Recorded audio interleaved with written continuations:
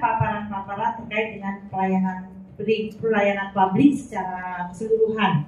Kemudian besok kita lihat aplikasi PNPZI-nya, kemudian nanti kita juga akan membahas terkait dengan bagaimana cara penyusunan standar pelayanan dan lain sebagainya. Jadi kita akan membahas pelayanan publik secara utuh. Jadi kami ingin nanti Bapak Ibu bisa menyerap semuanya. Ini dari mana aja kalau boleh tahu Bapak Ibu? Dari Kemenag, Kanwil, kemudian penguatan pengawasan, dan yang terakhir adalah peningkatan kualitas pelayanan. Karena zona integritas itu adalah bagian daripada reformasi birokrasi ya. Reformasi birokrasi itu kalau di pusat ada 8 area, bukan 6, tapi kalau di pusat ada 8. 2 yang tidak ada di daerah, yaitu organisasi dan peraturan perundang-undangan. Karena kalau organisasi dan peraturan perundang-undangan itu kan yang mencipta pusat, jadi di daerah tidak ada. Karena di daerah hanya ada 6 area, kalau di pusat ada 8. Nah, di dalam 8 area ini kita memang harus mereform semuanya, harus memperbaiki semuanya.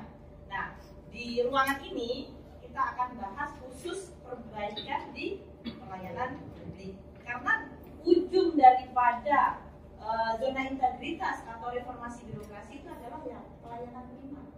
Intinya tuh di situ, ujung-ujungnya tuh di sana. Suatu kementerian, lembaga dinyatakan bagus atau tidak dilihat dari pelayanannya.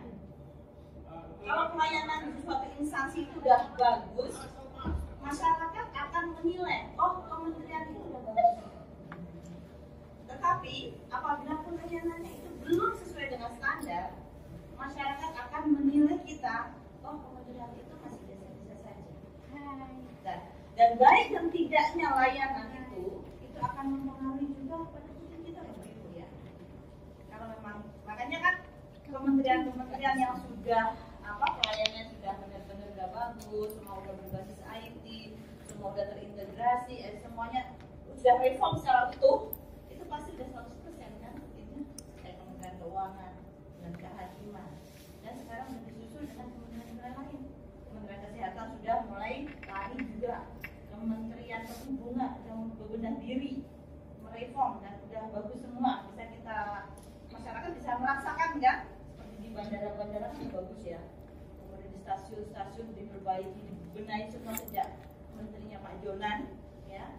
Kemudian di kementerian-kementerian kesehatan seperti itu. Kepolisian sekarang juga semua berbasis IT semua.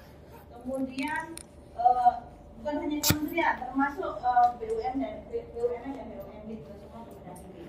Jadi intinya dalam reformasi birokrasi ini kita harus memperbaiki birokrasi kita. Dari 8 area itu, kalau yang di pusat, kalau yang di daerah adalah 6 area. Nah, di sini Kementerian Agama kalau tidak mau tertinggal dengan kementerian lain, ya mau tidak mau, suka tidak suka kita harus berbenah diri juga. Harus memperbaiki diri kita, harus memperbaiki layanan kita, terutama ya. Jadi supaya kita itu mendapat citra terbaik di masyarakat. Kalau memang citra kita udah bagus di masyarakat, otomatis ya nanti mungkin kita akan mengikuti Pak.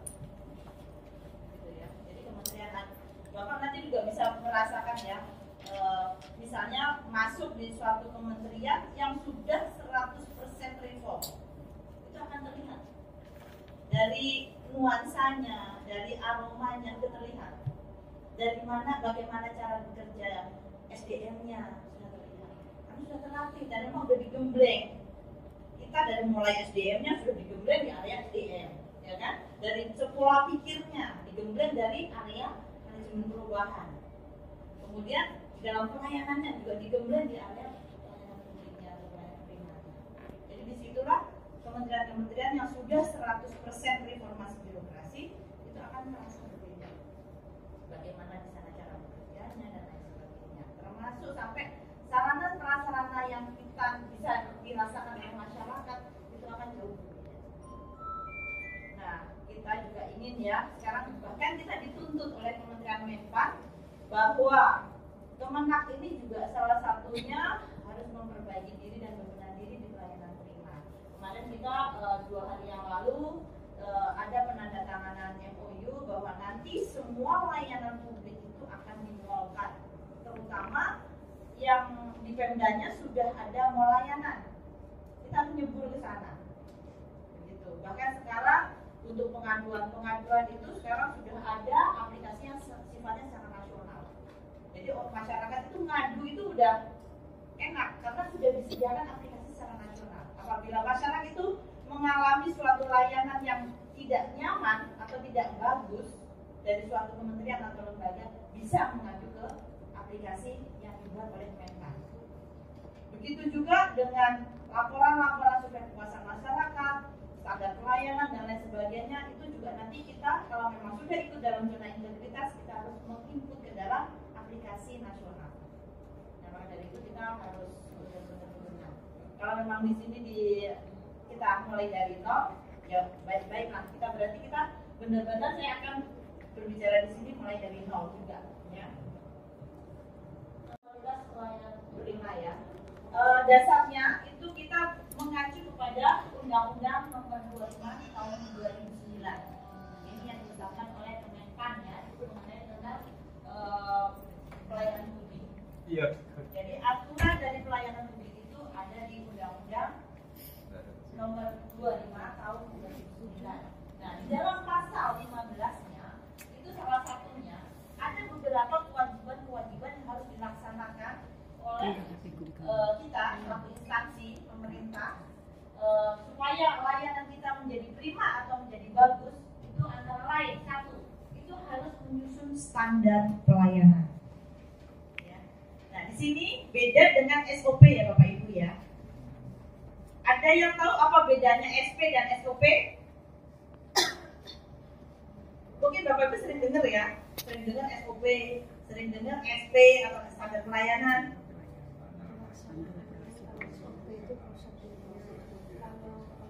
Begitu.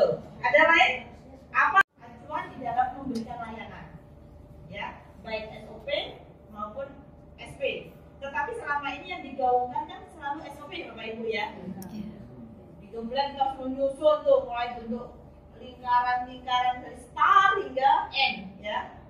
Alurnya mulai dari awal hingga akhir suatu rangkaian kegiatan pelayanan, ya kan? Itulah yang dinamakan SOP. Tetapi kalau standar pelayanan ini juga acuan juga, hal-hal terkait dengan pelayanan juga. Nah, terus apa yang membedakan? Dua-duanya harus membuat, gitu kan? Di sini ada aturan harus membuat SP dan SOP layanan juga. Nah, di sini bedanya, kalau SOP itulah acuan kita selaku pemberi layanan untuk memberikan layanan. Jadi SOP itu layanan, kalau acuan kita selaku pemberi layanan. Acuan bagi kita dalam memberikan layanan. Kalau SP itu acuan bagi pengguna layanan, masyarakat. Jadi masyarakat itu yang menggunakan layanan.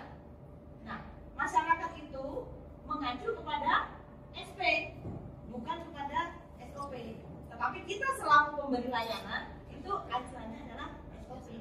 Makanya di dalam SOP itu lebih rinci, mulai dari awal hingga akhir itu urutannya apa. Kita di dalam memberikan layanan itu harus sesuai urutan itu, mulai dari awal hingga akhir. Tetapi kalau yang SP itu acuan bagi pengguna layanan. Biasanya acuan yang dibutuhkan masyarakat itu antara lain apa? Alurnya, syarat, biaya, seperti itu. Jadi acuan-acuan yang dipegang oleh masyarakat di dalam menerima layanan.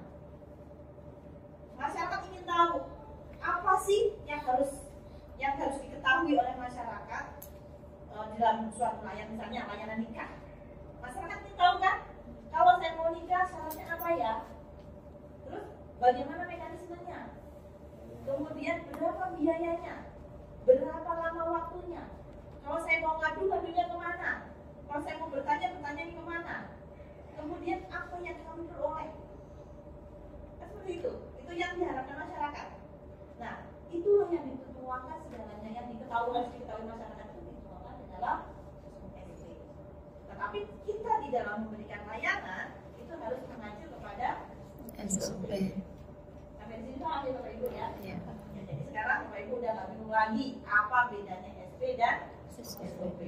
Jadi dua-duanya itu harus dibuat. Di dalam undang-undang wajib untuk dibuat. Pertama lagi, satu adalah menyusun dan menetapkan standar pelayanan. Jadi suatu layanan itu harus ada standarnya Bapak Ibu. Tidak boleh sembarangan. Ya, karena masalah ini akan dipegang oleh masyarakat. Menjadi pegangan masyarakat. Dan antara yang justru memangkas prosedur layanan menjadi lebih mudah, tidak mempersulit atau tidak menambah. Nah, kalau menambah atau merugikan itu namanya melakukan inovasi yang bagus. Tapi ini terkait juga di program pemerintah pusat ya kan, ya lintas sektoral seperti dinas kesehatan atau kementerian kesehatan. Misalnya untuk nambah suntik lagi gitu gimana? Ya itu seperti itu. Salah contohnya ya. Contohnya seperti itu. Kalau syaratnya kan katanya awalnya tidak tercantum untuk suntik apa tadi misalnya anti tetanus atau apa misalnya ya, misalnya. Tetapi bekerja sama dengan Kemenkes diwajibkan itu. Nah, karena Kemenkes saat ini dengan program stunting, penurunan stunting, Presiden Jokowi juga menyampaikan itu.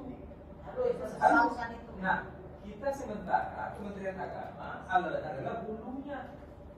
Bulunya kan kita, ketika orang menikah, nanti lahir bayi, lahir kalau misalnya. Nah, kalau begitu, kalau memang itu suatu ketentuan dari pemerintah, dan itu memang apalagi dianjurkan oleh Presiden, itu berarti kitanya yang harus menyesuaikan regulasinya. Regulasi itu harus diikuti dari undang-undang yang di atasnya. Atau peraturan. Persoalan dengan layanan publik kita dengan syarat tadi itu jadi masalah. Sementara di kantor dakwah itu pelayanan gratis semua. Sementara kita tambah dengan beban biaya yang orang lain masuk di kita. Tapi itu kan sebenarnya inovasi itu kan atau masukan awalnya kan bukan dari kita ya, tetapi dari Kementerian Kesehatan. Dan itu bahkan dianjurkan oleh Presiden. Itu berarti inovasi itu bukan dari kita. Inovasi itu berarti munculnya dari kementerian lain. Kita disuruh menekankan sebuah kita disuruh membuat regulasi yang baru. Nah, jadi saya memberikan solusi seperti ini Bu. Ketika ini untuk memudahkan program stunting, bagaimana cerita mereka? mending memberikan daerah dinas kesehatan mulai dari kelurahan. Artinya pengurusan nikah awal itu N1 yang pertama mesti dari kelurahan.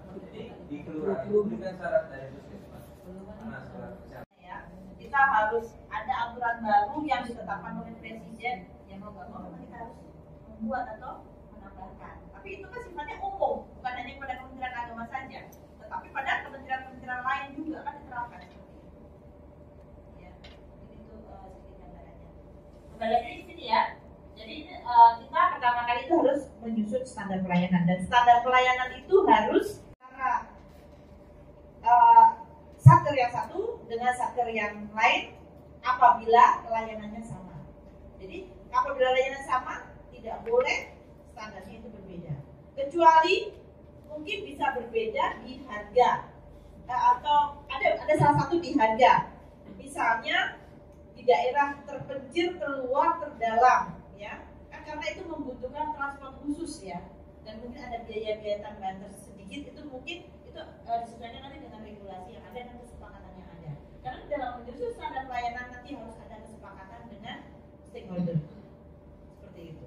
Jadi yang dimaksud artinya sama itu bukan berarti sama blok, tetapi intinya pada dasarnya sama, mulai dari persyaratan hingga produk yang dihasilkan.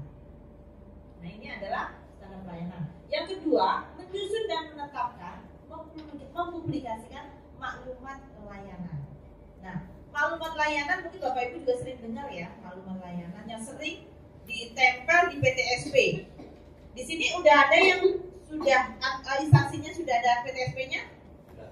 Sudah semua kayaknya ada ya. Dan di PTSP itu pasti sudah ada maklumat layanan. Nah, maklumat layanan inilah merupakan janji kita kepada masyarakat. Nah, karena ini janji, ini nanti akan dipegang oleh masyarakat. Biasanya berbunyinya seperti ini. Kami akan melakukan layanan sesuai dengan peraturan yang berlaku. Apabila tidak sesuai, kami akan memberikan kompensasi sesuai dengan aturan yang berlaku. Biasanya bunyinya seperti itu. Jadi karena itu janji kita kepada masyarakat ini harus dipampang besar-besar. Dan apabila kita tidak memenuhi janji kita, janji yang sudah dibuat dalam standar pelayanan, kita wajib memberikan kompensasi kepada masyarakat. Contohnya di bandara, aturannya sudah ditentukan, semuanya sudah ditentukan, janjinya ada. Tetapi apabila misalnya tiba-tiba pesawat di-delay, pasti ada kompensasi yang kita berikan, yang kita terima kan? Selaku masyarakat, kadang-kadang dikasih snack, ya kan? Pasti di-delay sampai 2 jam, kita dikembalikan uang 300.000. Itu kompensasi yang harus diberikan. Karena menyalahi janjinya. Janjinya tepat waktu, ternyata tidak tepat waktu. Begitu juga dengan pelayan di Kemenang. Janjinya 3 hari selesai. Dan apabila 3 hari tidak selesai, kita wajib memberikan kompensasi. Makanya harus hati-hati dengan maklumat ini. Maklumat ditandatangani oleh pimpinan, dipampang besar-besar di tempat PTSP, harus dipublikasikan di web-web dan lain sebagainya, harus diketahui oleh masyarakat. Nah ini kita selaku pemberi layanan harus bisa melakukan ini supaya kita bisa memenuhi layanan itu sesuai dengan standar yang kita buat. Itu wajib. Kalau tidak, kita juga wajib memberikan kompensasi. Untuk itu harus ada kebijakan terkait dengan pemberian kompensasi. Kemudian selain maklumat, kan itu harus mempublikasikan, harus dipublikasi karena masyarakat biar tahu janji kita itu apa sih. Kemudian yang ketiga, pelaksana yang kompeten. Kita selaku pemberi layanan wajib menyuguhkan atau memberi layanan yang sebaik-baiknya atau yang sering disingkat dengan pelayanan prima. Yang mana untuk mewujudkan pelayanan prima, tentunya kita selaku pemberi layanan harus bisa memberikan layanan yang terbaik. Dan untuk memberikan pelayanan yang terbaik, kita harus menyediakan petugas-petugas yang kompeten. Jadi tidak sembarangan ya untuk kita menaruh petugas-petugas kalau memang layanan kita mau menuju prima. Contohnya Bali yang sudah masuk predikat pelayanan prima ya, Bali sekarang sudah bantu mulai kota Yogyakarta. Itu dalam menerapkan petugas-petugas tidak sembarangan, dia seleksi. Dan harus ada di diklat, harus di ini, harus bisa bahasa asing dan lain sebagainya. Kalau memang mau bagus layanan kita, jadi nanti layanan kita kayak di bank-bank itu Pak, ya. Petugasnya cantik-cantik, menarik, ramah, menguasai 5S ya, sopan, santun, senyum, sapa, salam, ya. Jadi gimana? Jadi memang untuk petugas pelayanan ini pertama kompeten dulu Pak, bisa menguasai layanan ya. Jadi layanan apapun dikuasai. Menguasai layanan, kemudian ramah itu dituntut. Rapi itu jelas. Gak boleh ya kita main pakai sandal jepit, kemudian cemberut, tanpa senyum. Itu gak boleh. Jadi kita selalu memberi layanan, walaupun hati kita masih gondok, di rumah ada masalah misalnya, selalu petugas pelayanan kita tetap harus bisa senyum.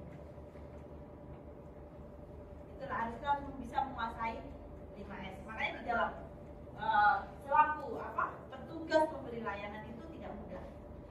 Harus benar-benar diseleksi. Ya, syukur-syukur bisa menguasai bahasa asing, bisa menguasai bahasa isyarat. Sekarang dituntut seluruh kementerian yang petugas pelayanan harus salah satunya bisa menguasai bahasa isyarat. Karena layanan kita memungkinkan ada yang kaum rentan atau difabel. Jadi di sana harus ada kearahnya ke sana. Kemarin bahkan sekarang dikompetisikan. Setiap tahun di pusat diminta untuk mengajukan satker untuk mengikuti pelayanan prima, 2 untuk mengikuti pelayanan berkebutuhan khusus. Dan lagi-lagi selama ini memang yang baru saya ajukan adalah antara Jawa dan Bali. Karena memang layanan yang sudah menuju ke sana baru Jawa dan Bali. Maka dari itu kami ingin mengajak teman-teman yang ada di Riau ini untuk bisa mengikuti jejak teman-teman kita satker yang ada di Jawa dan Bali. Jadi kami ingin semua layanan nanti di satker di seluruh Kementerian Agama bisa menuju ke pelayanan prima. Nah, yang sudah mendapat predikat pelayanan prima tahun lalu, tahun sebelumnya, 3 tahun kita mendapat pelayanan prima. Kita ngajukan 3 satker berturut-turut dan 3 tahun ini kita mendapat pelayanan prima terus. Yang pertama itu adalah yang kita ajukan adalah KUA 6 bulan. KUA tempel itu kita mendapat pelayanan prima. Yang tahun berikutnya itu adalah kan Kemenang Kota Denpasar itu mendapat pelayanan prima. Kemudian yang ketiga kemarin adalah Kanwil Bali itu mendapat julukan pelayanan prima. Karena 3 tahun berturut-turut kita mendapat julukan pelayanan prima, satker yang kita ajukan mendapat pelayanan prima, kita dapat pelayanan anugerah khusus dari Menpan, bahwa menteri kita dapat penghargaan. Nah, tahun ini kita diminta lagi untuk mengajukan lagi satker mana yang bisa ikut kompetisi pelayanan prima. Tahun ini yang kami ajukan adalah Kemenang Kabupaten Bantul. Nah, mungkin nanti tahun depan bisa menyusul, siapa tahu dari Sumatera, ya, jangan di Jawa dan Bali lagi. Gitu. Maka dari itu kami ingin mengenalkan kepada teman-teman di sini supaya nanti pelayanannya di sini bisa pelayanan prima juga. Jadi kami juga bisa mengusulkan dari Sumatera, gitu ya. Memang kami waktu itu kan pembinaan memang di Jawa dulu ya, kita pembinaan di Jawa dulu, di Bali diterapkan, benar-benar diterapkan di sana, akhirnya di sana memenuhi pelayanan prima. Nah, kalau sudah memenuhi pelayanan prima, kami berani ajukan di dalam kompetisi tersebut.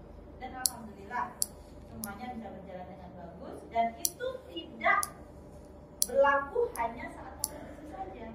Seperti di Bali, itu memang akhirnya diterapkan seterusnya. Kompetisi tidak kompetisi, layanan di sana memang seperti itu. Jadi kami mengharap pelayanan prima yang kita raih ini tidak hanya saat kompetisi saja. Begitu juga di ZI. Jangan kita mengumpulkan evidence, jangan kita berbuat baik saat kita mau dinilai.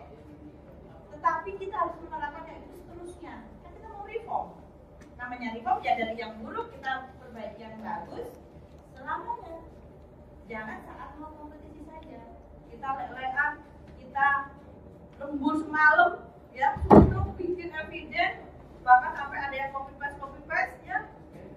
Nah itu kami tidak menginginkan seperti itu. Kami menginginkan reform yang utuh, benar-benar reform yang beneran. Pada teman-teman, yuk kalau memang mau reform yang utuh. Nah, komitmen dulu. Iya, komitmen dari pimpinan pucuk hingga bawah. Pucuk saja tidak bisa jalan. Kemauan dari bawah saja juga tidak bisa jalan. Nah, kenapa Bali bisa berjalan? Karena dari pucuk hingga bawah semua bersatu, menganggap bahwa ini kewajiban kita dan kita harus melakukan seperti itu seterusnya. Itu sudah diterapkan Bali. Dan kebetulan memang kalau yang sudah ikut kompetisi pelayanan prima itu akan dipantau terus-terusan sama Menpan. Kalau sampai itu nanti berubah, ditegur Pak. Yang pernah tempat berubah itu Kota Yogyakarta. Tahun 1 bagus, tahun 2 masih bagus, tahun 3 ada berubah. Langsung ditegur. Ibu, itu kenapa Jogja berbeda? Jadi ternyata disebar rata-rata. Mereka kan kerjasama dengan ombudsman, bekerjasama dengan banyak ya lembaga-lembaga lain sebagai surveyor itu ditanam. Dia pura-pura menjadi pengguna layanan. Jadi seperti itu. Jadi tahu pimpinan di rolling di Yogyakarta kan mengadali rolling besar-besaran kan, mulai dari Kanwil, Kemenang, semua kan di rolling semua. Jadi goyang kemarin. Tapi sekarang diperbaiki lagi. Pokoknya ibu kalau tidak bisa memperbaiki bulan itu dicabut. Bulan pelayanan primanya. Menpan nggak udah. Menpan cakep loh saya bilang. Menpan itu nggak main-main. Jadi jangan sampai lagi kita malu juga kita dapat penghargaan, menteri sudah dikasih penghargaan, kita berturut-turut mendapat gelar itu dicabut. Lampir ya. Iya, karena itu harus apa aja yang ada. Berkait aja harus ada ruang laktasi, tempat bermain anak, ruang rokok, snack corner dan lain sebagainya itu harus ada. Kemudian yang 5, memberikan pelayanan yang berkualitas. Karena dulunya kita kan pelayanan yang berkualitas yang kita harapkan. Kemudian melaksanakan pelayanan sesuai standar. Lagi-lagi kita sudah membuat standarnya. Di dalam pelaksanaan pun kita juga harus sesuai dengan standar.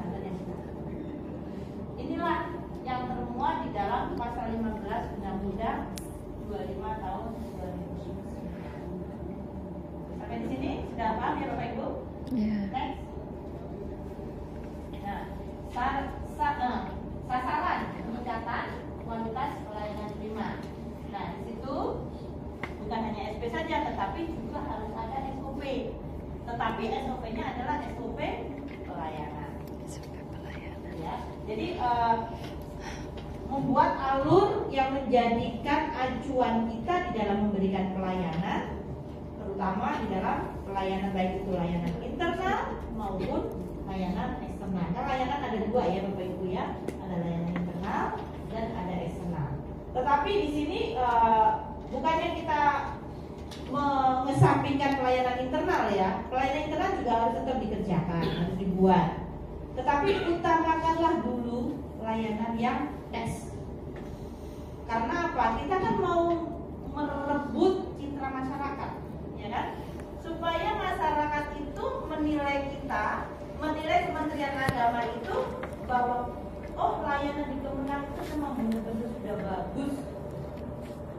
Nah dari itu kita benar-benar kita perbaiki yang layanan eksternal. Tapi tidak mengesampingkan layanan internal. Nah di kita kadang-kadang masih banyak kebalik Pak. Layanan kepegawaian itu yang diutamakan sampai dibikin aplikasi apa aja. Kepegawaian di mana-mana itu maju. Bahkan ortalanya sampai nggak kelihatan kadang-kadang. Bener nggak Pak? Kepegawaian itu kegiatannya tuh benar-benar dilakukan secara seksama. Tetapi kalau udah kegiatan ortala, itu udah males. Mungkin karena kegiatan ortala bikin pusing kali ya Pak ya? Memusingkan ya? Ya? Memang begitu ya Pak ya? Karena belum tidur kemana aja. Iya, jadi saya lihat terutama yang di Medan apalagi sampai tidak, waktu itu masih bergabung ya Pak. Waktu itu sempat saya ke sana pas di Medan, waktu itu masih gabung ortapep. Sampai ortalanya itu gak ada Pak. Cuma itu bagian kepegawaian. Hanya kemana? Saya mau namu kan bingung, kan nulis siapa? Kalau cuma ada kepegawaian saja. Tidak ada sama sekali pegawainya. Itu di Medan. Akhirnya dibahas di pusat kan, nggak bisa ortala sama kepegawaian dijadiin satu. Pasti ortalanya akan tenggelam. Yang muncul hanya kepegawaian, lulus SK, semua urusan kepegawaian dan muncul. Naikkan pangkat, semuanya muncul itu kegiatan itu. Rutin ada. Bahkan diutamakan, diprioritaskan gitu. Tapi giliran kegiatan ortala, ya ada, padahal ortala itu motornya ya. Motor dari suatu instansi ada di ortala. Iya, karena integritas ada pertanyaan. Apakah ada aturan itu? Itu diminta Pak. Jadi kita harus membuat aturan itu. Yang pada poin penetapan pemberian reward ini. Si kira-kira reward ini kan itu berbicara budgeting. Budget, ya. Kalau seandainya memang patut dan pantas itu sebenarnya tidak ada di Sakit kan? Bagaimana gitu? persoalan yang ada di kementerian karena Ya. di Ya. partai lah. Pemberian reward tidak harus berupa uang. Ya, saya ingin meneliti itu. Ya. Memang tidak perlu. Berkala atau tidak, kan banyak seperti itu. Yang ini salah satu untuk menilai diri kita bahwa layanan yang sudah kita berikan itu benar-benar sudah bagus atau belum. Itu dinilai dari sini. Jelas lah. Yang menjadi apa? Yang menilai itu adalah masyarakat. Jangan ada. Bukan kekuasaan masyarakat. Ya. Ada yang lebih Jadi kita harus menerapkan ini secara berkala. Dalam membuat survei kepada masyarakat, kami harap nggak usah membuat pertanyaan yang banyak dan sulit. Karena apa? Udah banyak tulisannya kecil-kecil, sulit pula. Itu nanti orangnya akhirnya males. Ya kan? Akhirnya, udahlah bagus semua lah. Kan seperti itu. Ya kan? Itu Bapak misalnya disodorin suatu kuesioner. Udah banyak, udah mau males kan? baca aja bingung. Padahal nggak banyak.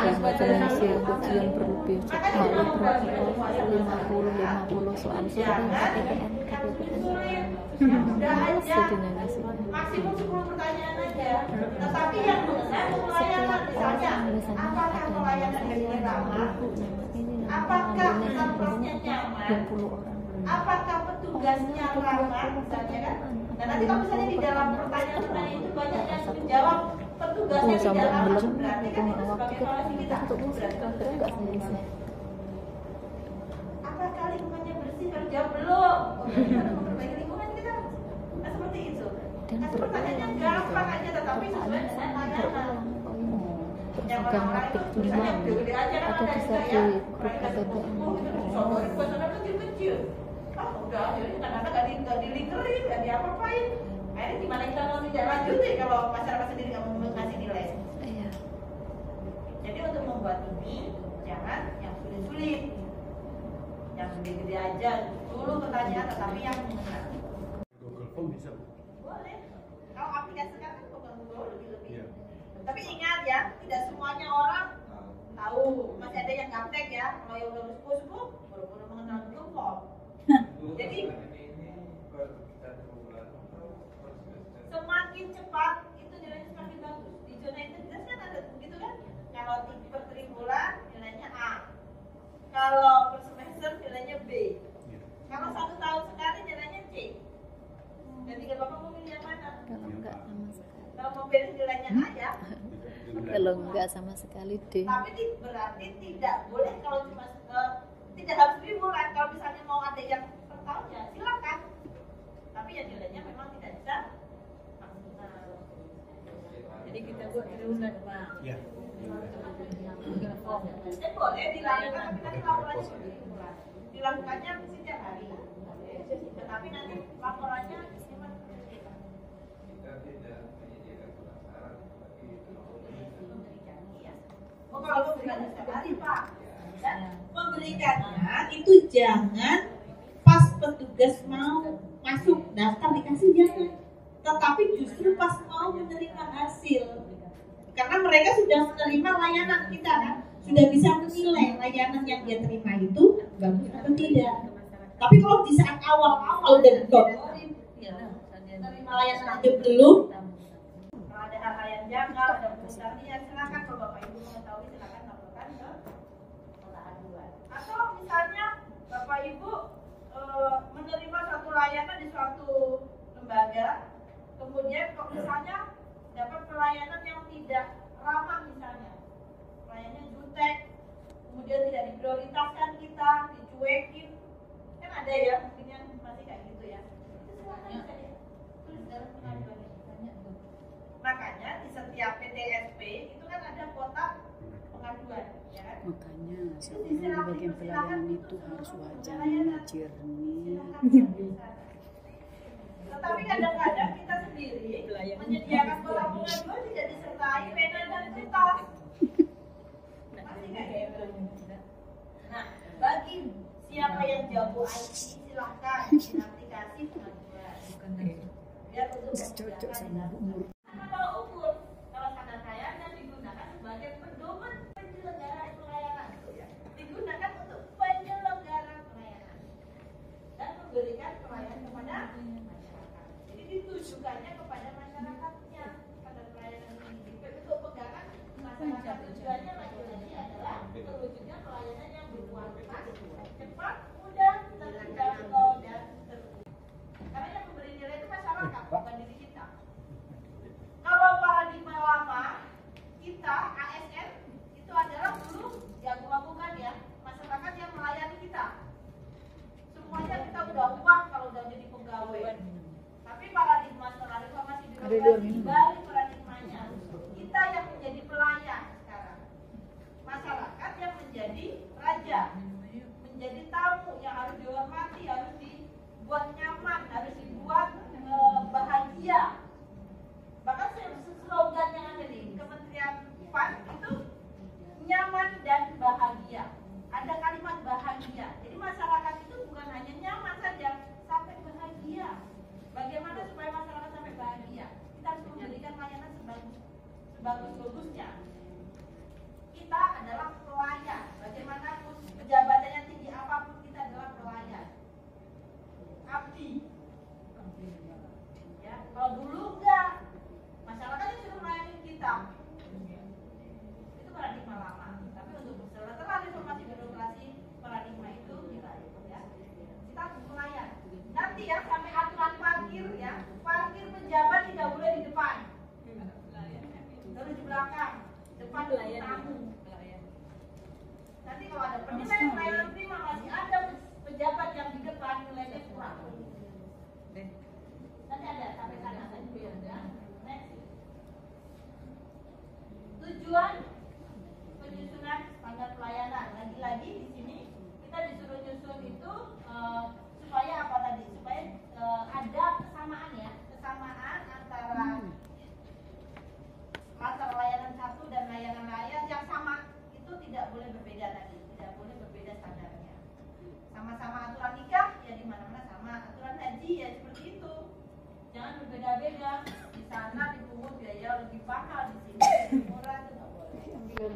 Dan mengetahui faktor-faktor apa saja yang mempengaruhi keberhasilan dan kegagalan. Ya, supaya kita tahu harus diisi standarnya. Karena di situ nanti akan ada prosedur, mekanisme ya. Itu ada biaya penerapannya, kemudian ada hasil yang diterimanya. Dari hasil itulah nanti kita akan tahu. Katanya Tukar. bukan, kata dia biar gemuk. Ada pelayanan yang sama, memberikan kepastian layanan peningkatan kualitas dan kinerja pelayanan sesuai kebutuhan Dia nggak masyarakat. bisa makan Lagi-lagi ini. intinya adalah kepuasan dan kepercayaan Dia publik kan kepada masyarakat. vegetarian. Itulah yang diharap memang puasa masyarakat. Kita harus merebut hati masyarakat supaya masyarakat terpuaskan dan bahagia. Itu tujuan daripada Begini bisa? pelayanan prima. Aku tadi ragu. Pelayanan prima adalah ujung daripada reformasi birokrasi. Jadi pelayanan prima itu ujung daripada reformasi birokrasi. Next. Perlunya standar pelayanan. Ini adalah sudah tuntutan masyarakat. Masyarakat menuntut adanya aturan, adanya suatu prosedur, adanya persyaratan yang jelas, ada mekanisme yang mudah, tidak berbelit. Itu sudah jadi tuntutan masyarakat. Masyarakat ingin yang mudah-mudah, yang cepat-cepat, jangan berbelit-belit. Jangan suruh ke sana, balik lagi. Belum jadi, besok bapak balik lagi ya. Biaya berapa ya? Pulang balik. Udah ada IT, gunakan IT biar cepat. Sudah ada integrasi data, itu lebih bagus lagi. Menggunakan PTSP itu lebih bagus lagi. Masuk dari satu pintu yang satu, keluar pintu yang satu juga, urusan selesai. Seperti yang tadi sudah disampaikan oleh Bu Kartika ya. Apa bedanya PTSP dan PTSA? Satu atap atau satu pintu?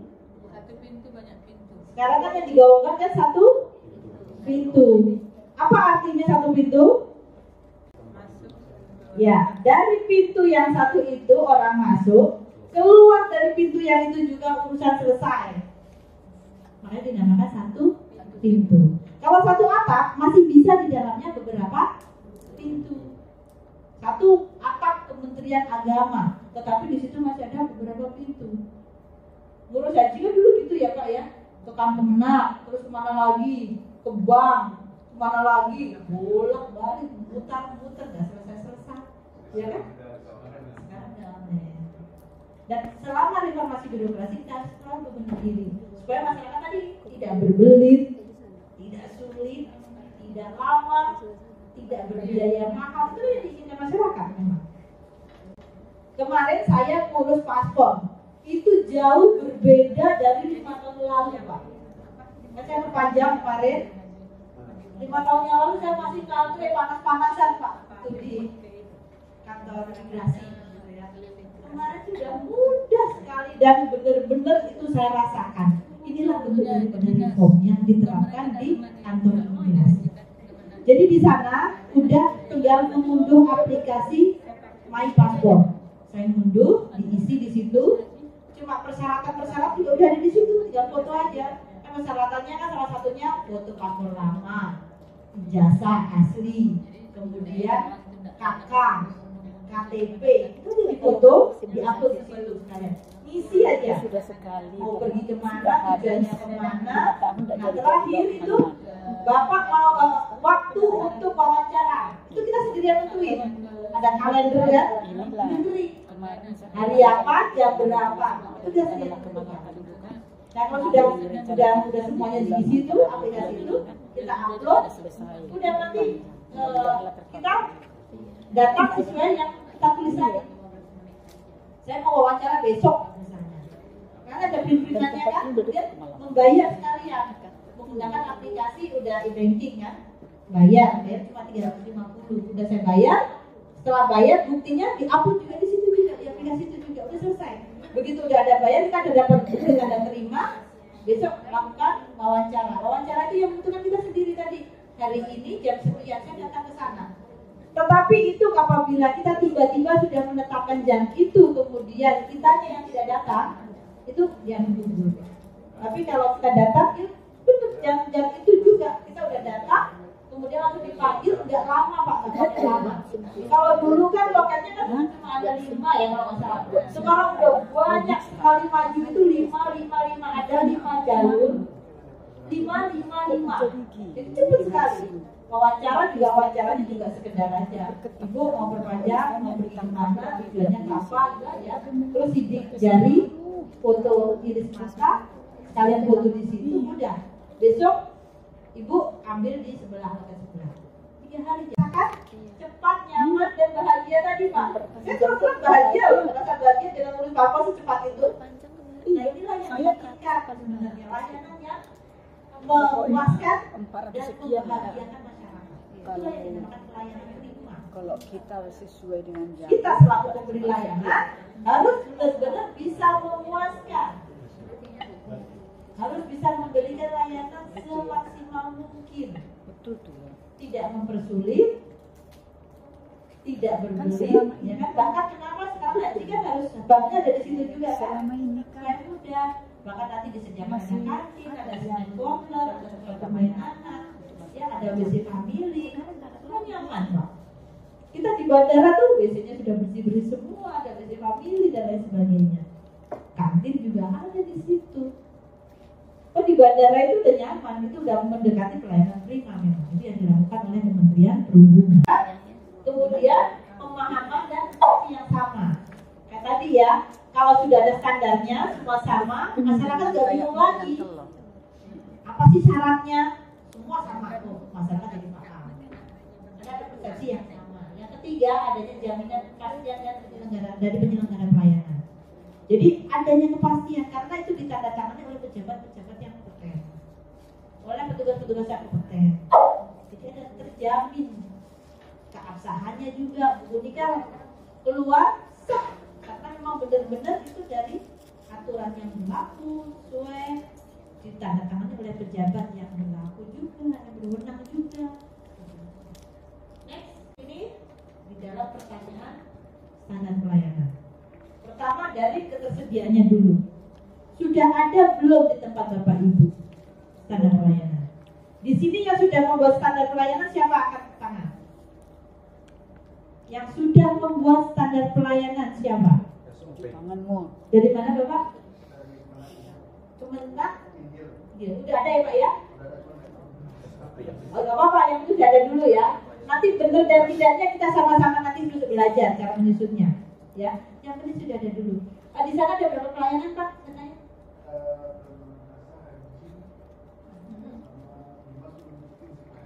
Oh baru berapa ya? Tapi Bapak udah inventarisir dulu, semua layanan sudah belum? Belum, sudah. Nanti ada langkah-langkahnya. Untuk menyusun suatu standar pelayanan itu ada langkah-langkahnya nanti ya. Nah, pertama ketersediaan. Setelah tersedia, nah tersedia itu berjenis layanan atau tidak seperti punya Bapak? Berarti punya Bapak belum berjenis layanan karena belum menginventarisir. Kalau Bapak nanti sudah menginventarisir, ketemu jenis layanan jumlahnya sekian, dibuat per jenis layanan. Setelah dibuat per jenis layanan, harus sesuai dengan aturan. Ada aturannya nanti. Terdiri dari berapa komponen standar layanan itu. Kemudian tempat guna. Kemudian setelah itu proses penyusunannya melibatkan masyarakat atau tidak? Di dalam penyusunan standar pelayanan itu harus melibatkan masyarakat. Tidak boleh kita nyusun sendiri, apalagi tadi yang membuat semalam, yang membuat 1-2 orang, ya kan? Honorer lagi kadang-kadang disuruh, kamu lembut dibikin semalam tutup jadi, nggak bisa. Membuat standar pelayanan kan nggak bisa. Harus dibahas masyarakat, harus membuat berita acara kesepakatan dengan masyarakat. Nanti ada Pak, belum nyampe.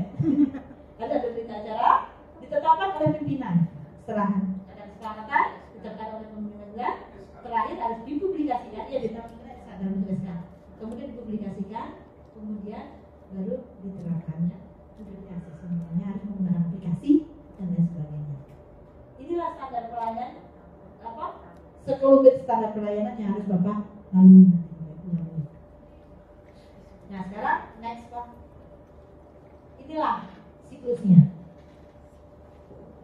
Pertama kali itu adalah penyusunan rancangan SP.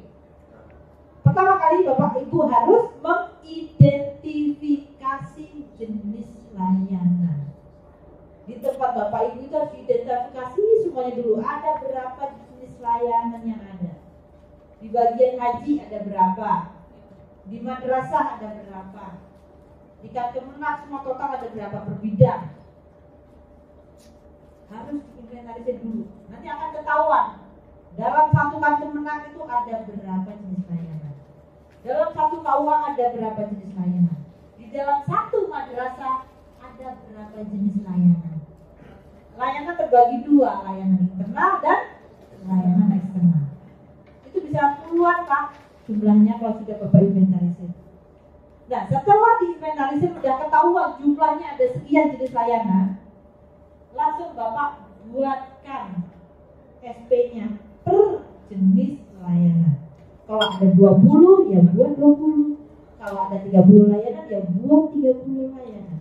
30 SP. Jadi dibuat per jenis layanan. Tidak semua layanan bisa di-SP-kan. Ingat ya Pak, tidak semua jenis layanan bisa di-SP-kan. Tetapi semua jenis layanan pasti ada SOP-nya. Saya ulangi lagi, tidak semua jenis layanan bisa dibuat SP. Tetapi setiap jenis layanan pasti ada SOP. Jadi jumlah SOP itu jauh lebih banyak daripada SP. Syarat untuk membuat SP 1, ada pemohon, ada pengguna atau pemohon, dalam artian masyarakat ya.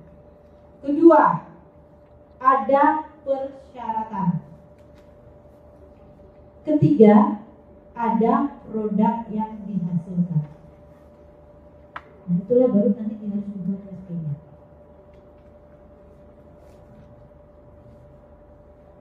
Nah setelah membuat, kemudian dibahas oleh masyarakat dengan membuat berita acara, kemudian ditetapkan ya, membuat berita acara pihak yang terlibat, kemudian ditetapkan oleh pimpinan satker.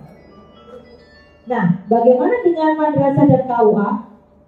Kan itu UPT. Berarti dia nanti gabungnya ke Kemenak. Yang membuat SK-nya adalah Kemenak. Tapi SP-nya digabung di Kemenak. Nah, siapa yang membahas? Itu para stakeholder. Siapa saja yang Bapak yang tanya ya? Siapa saja yang mewakili? Tokoh masyarakat bisa. Dari lembaga-lembaga terkait bisa. Dari Pemda. Kemudian dari tokoh agama. Semua yang terkait silakan Bapak undang. Dari perguruan tinggi boleh. Kalau misalnya di madrasah dari apa? Komite ya? Komite panggil. Tokoh-tokoh agama, tokoh masyarakat silakan. Pak Kepala Desa, Pak RT.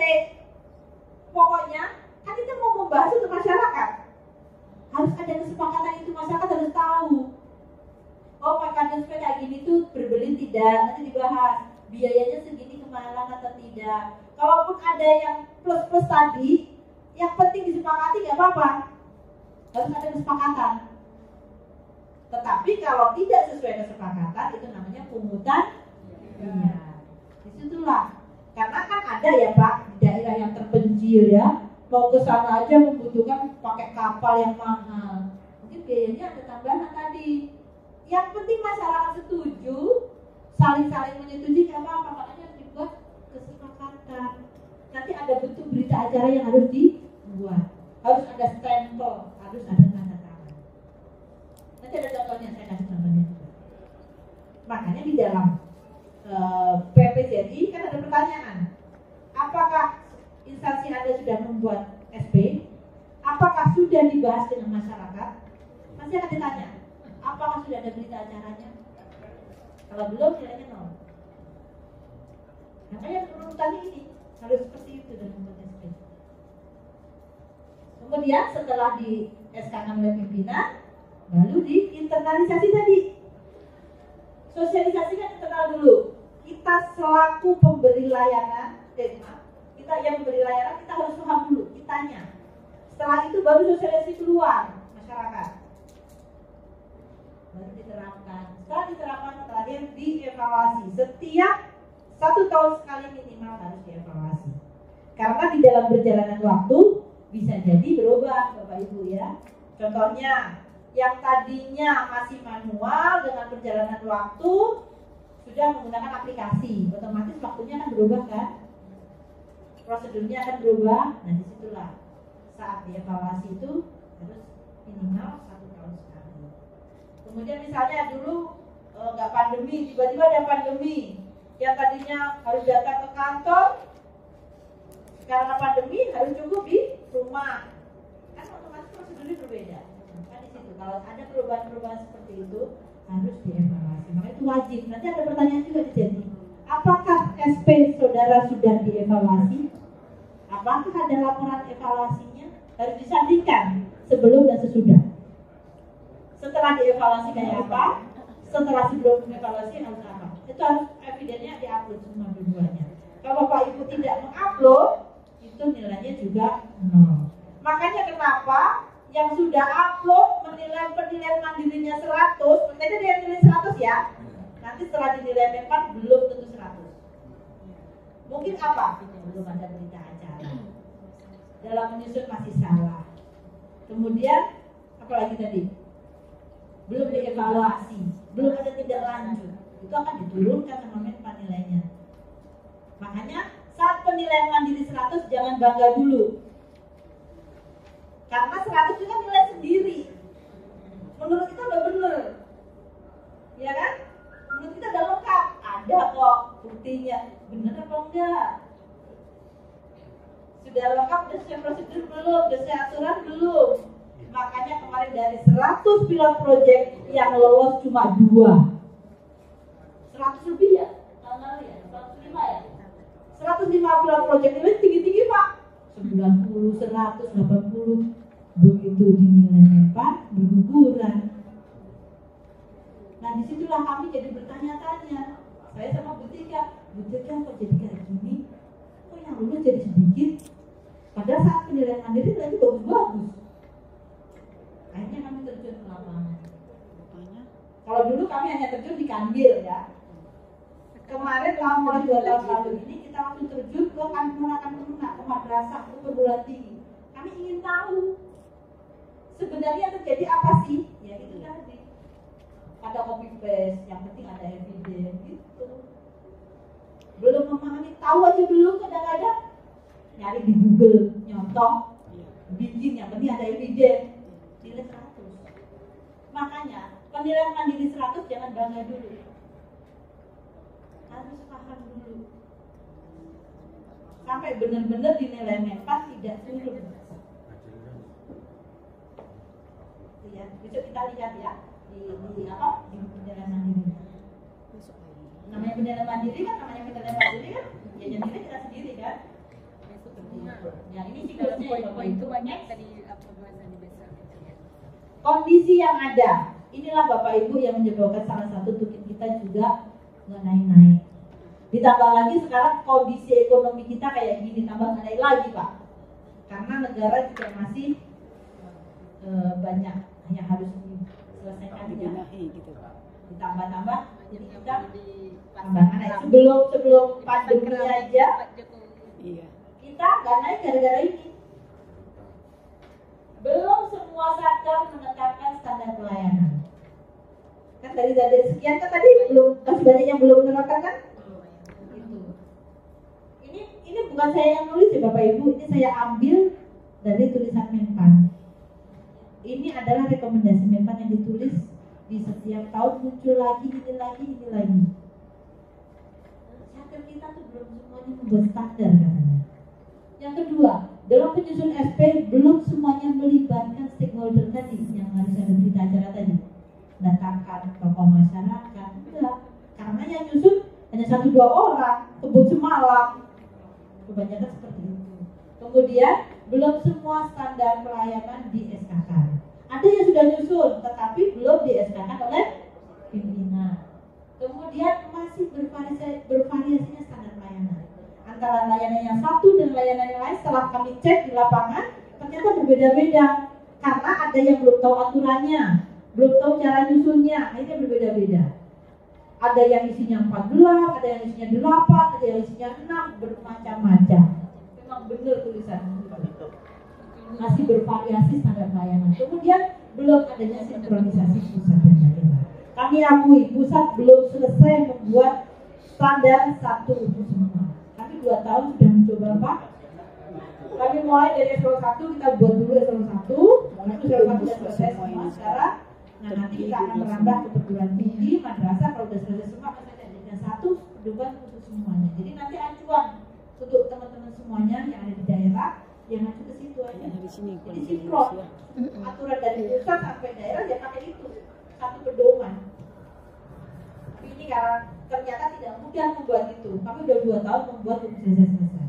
Kami ngakuin itu. Jadi ini benar memang belum adanya sinkronisasi standar pelayanan pusat, baik dari pusat maupun vertikal. Bu, izin tanya bentar. Silakan. Ya. Terima kasih. Selamat malam Bu.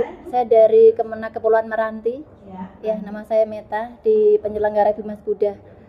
Terkait untuk standar pelayanan yang di SK-kan ini Bu, apakah kan misalnya di kantor Kemenak itu ada 5 satker, ada Haji, Bimas Islam, Pendes, Buddha, Sekjen.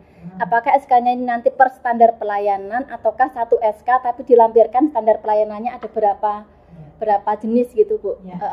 Terus misalnya dalam penyusunan standar pelayanan ini misalnya di kami ada membuat standar pelayanan tentang pendaftaran sekolah minggu Buddha. Nanti ada hasilnya itu tanda daftar. Tambah syaratnya itu boleh nggak Bu? Ataukah harus sesuai juknis di pusat? Oh gitu ya Bu. Ya. Jadi entah itu undang-undang, entah itu pedoman, entah itu juknis atau juklak, kalau sudah ada ambil dari situ. Jadi tidak boleh menyalahi aturan. Iya.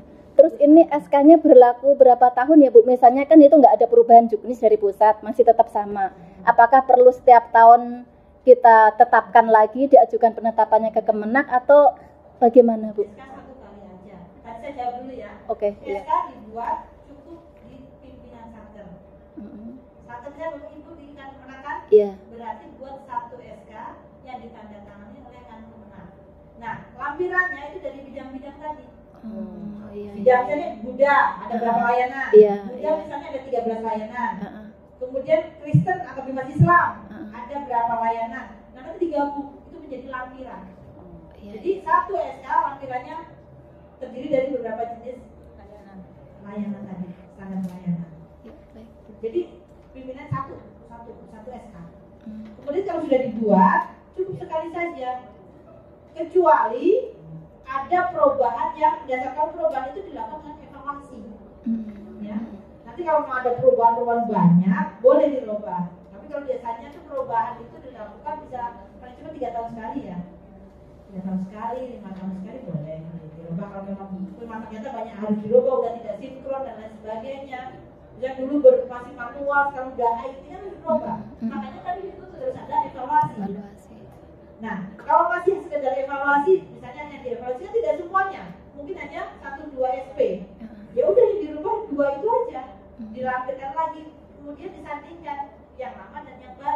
Jadi ketahuan dulu seperti ini, sekarang seperti ini. Makanya ada pertanyaan kan Pak, apakah sudah dievaluasi? Nah itu yang disandingkan evidennya harus berdua. Evidence sebelum dan setelah evaluasi. Harus ada dua-duanya. Ya, baik. Ya, makasih. Jadi inilah kenyataan yang membuat kondisi kita salah satunya ya tukin kita begitu-begitu saja karena kita memang kondisinya memang belum maksimal untuk reformasi birokrasi.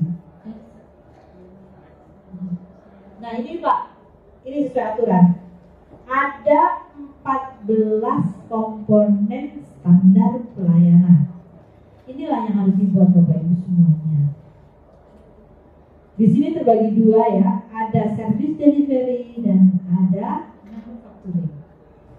Untuk yang sebelah kiri, service delivery, ini diperuntukkan untuk masyarakat. Sedangkan yang sebelah kanan itu diperuntukkan, kanan dan kiri itu untuk kita. Jadi yang dilampirkan di SK itu terdiri dari 14 komponen. Tetapi yang dipublikasikan itu cukup yang sebelah kiri saja. Yang harus diketahui oleh masyarakat cukup yang sebelah kiri saja. Yang 6. Jadi nanti kalau Bapak Ibu mau membuat leaflet, banner, mau ditaruh di web, itu cukup yang 6 saja.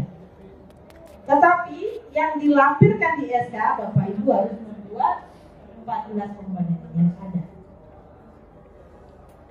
Kalau nanti di dalam SK Bapak Ibu belum lengkap sama Menpan, nilainya diturunkan karena tidak sesuai dengan aturan. Nah tadi harus sesuai dengan aturan gitu kan?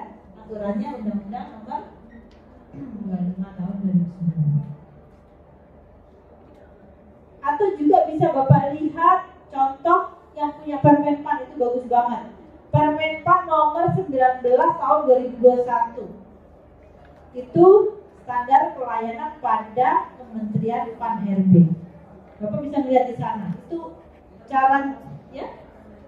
Permenpan 19 tahun 2021. Itu bisa jadi contoh juga. Bisa jadi acuan juga. Itu udah jelas banget di sana, enak dilihat.